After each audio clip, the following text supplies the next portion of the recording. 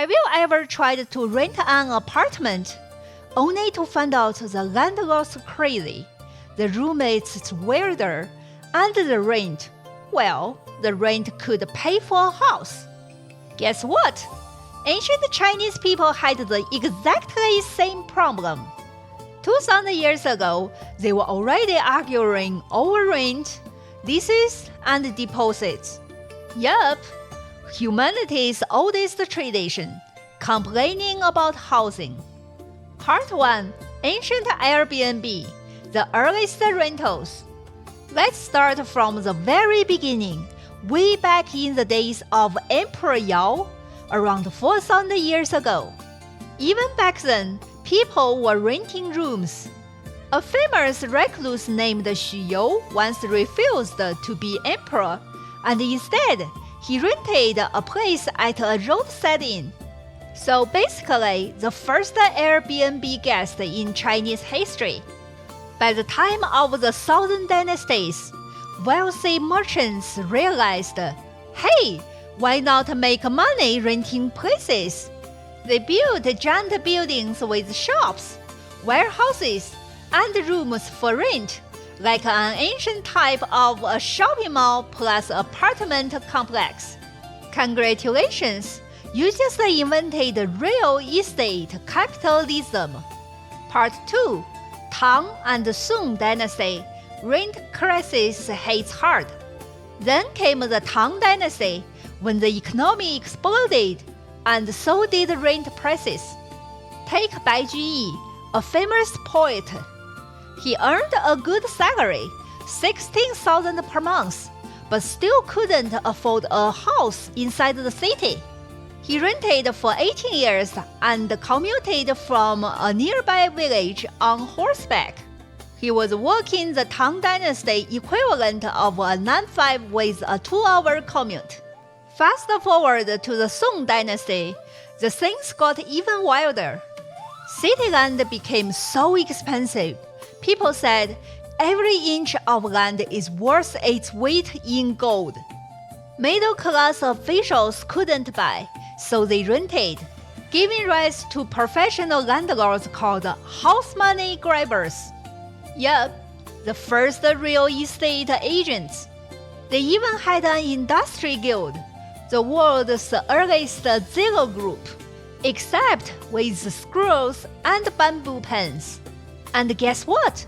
They already had rental contracts. If you didn't pay rent, you could get publicly shamed by the government. Imagine being called a national disgrace just because you missed your rent payment.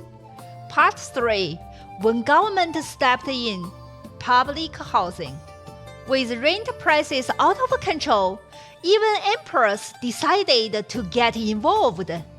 As early as the Zhou dynasty, officials built roadside inns where travelers could rest and eat. Government-sponsored motels. By the Song dynasty, they took it further. They built over 26,000 public apartments in the capital, managed by a special office called the House Department. It's like ancient public housing, complete with rent control policies. One emperor even ordered all rent prices to drop by 20%. Finally, a ruler who understood the pain of tenants. Someone gave that man a medal, or maybe at least gave him his security deposit back. Part 4, Creative Living, Temples and Charity Homes. Not everyone could afford fancy housing, so temples became co-living spaces. Students would donate a little incense money and study or live inside temples, quiet and peaceful. Even famous scholars like Su Shi and Wang Anshi studied in temples. Imagine cramming for your exams while monks chant next door.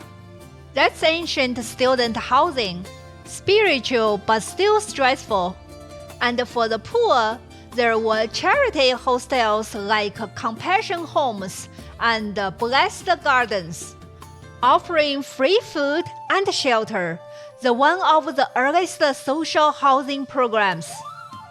The eternal rent problem. From emperors to poets, from landlords to broke scholars, one truth never changed. Housing was always expensive. Even the poet Du Fu once sighed, "Oh, if only I had 10,000 great mansions to shelter all the poor and cold in joy."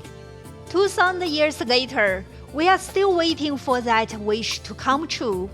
So next time you complain about rent, just remember you are part of a very ancient tradition. Congratulations, you and Bai Juyi have something in common.